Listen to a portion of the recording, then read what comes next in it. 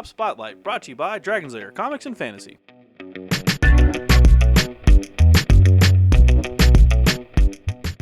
Hey everyone, I'm AdamHarry from Bella Souls with Evan from Dragon's Lair Comics and Fantasy. and we're back with another Tabletop Spotlight.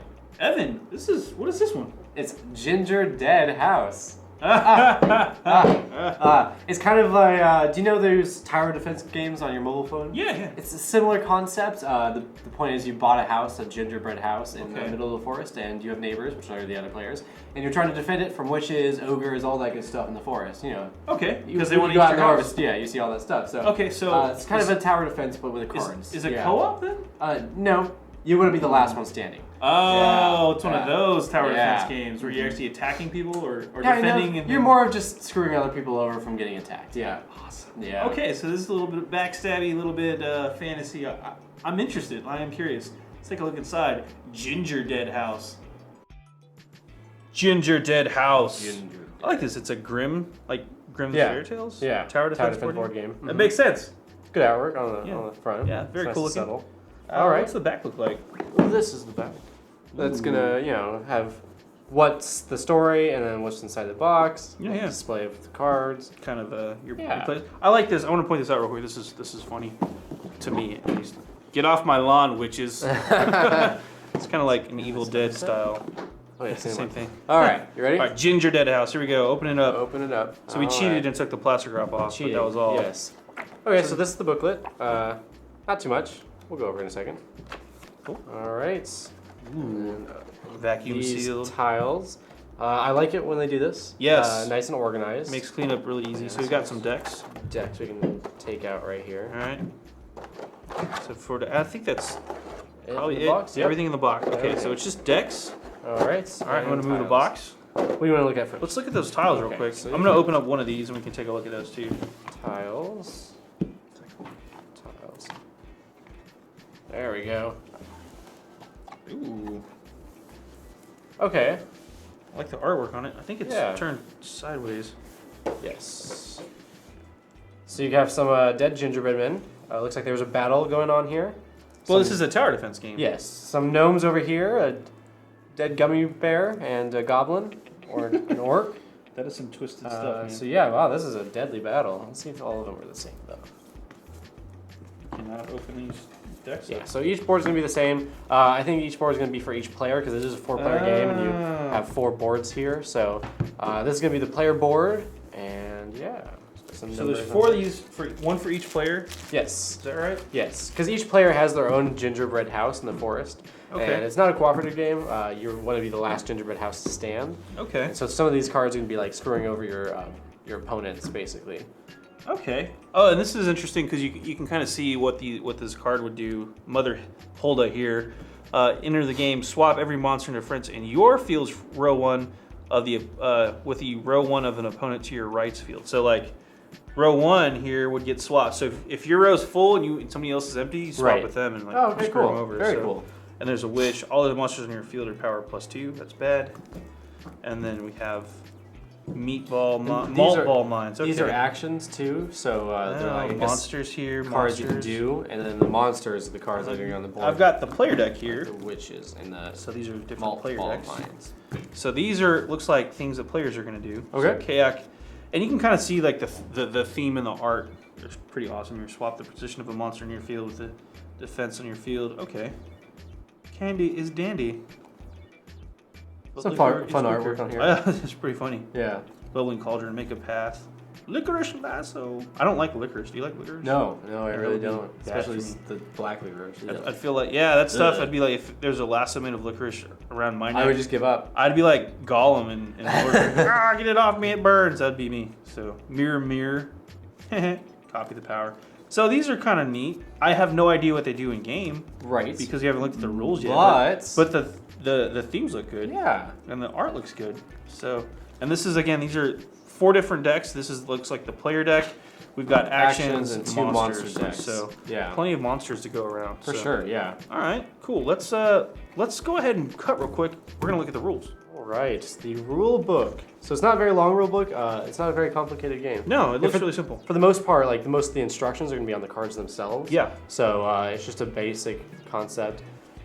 Starting off, they'll tell you the story and what's inside the box. Yeah, I know it's kind of hard to This see. But... next page will actually tell you all the lingo and stuff like that to help you better understand the rule book. And then it goes down to the card types. So we first have action cards. These cards determine how many monsters are going to go in your lane, and they'll also have a different effect that affects all these monsters that are going in there. We have the monster itself, and on the very bottom we'll have what lane it's going to be in, and then it's going to have its own effect, and then how strong it is.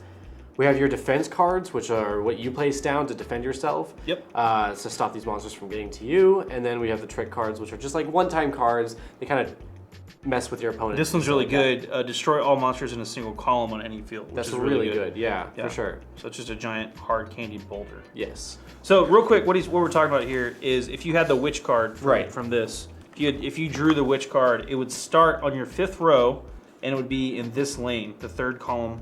Right. So you've got the lanes are columns, the rows are rows. So that the witch card would go here, and then every turn it would move down 1. So you basically have 5 turns to take the witch out. And if it gets past number 1, if anything gets past number 1, game over. That's game over, man. Game over. That's right. Pretty straightforward. Yeah. Combat, real quick, in case you're wondering at home, combat is basically comparing the card powers to each other. Okay. Highest card value wins. Right.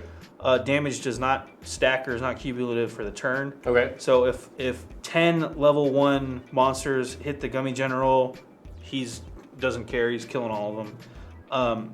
However, if this witch and this general happen to meet, they're going to wipe each other out. Because they're both the same power. Both the same power. So ties, both lose. So something to keep in mind. For sure, yeah. And a neat little thing here too that's mentioned, destroy, that kills stuff, but resurrection, the monsters never actually die. So if they have the resurrection ability, they have to have it on the card. When they successfully destroy them in combat, you place them anywhere on row 5 of your opponent.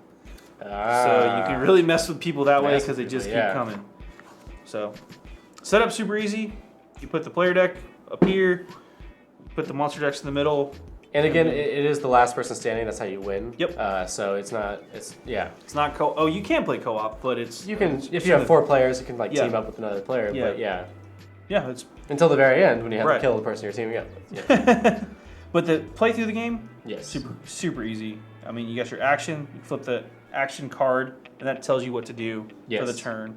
The monsters move. You flip the right monsters there, whatever that tells you to do from the action, obviously.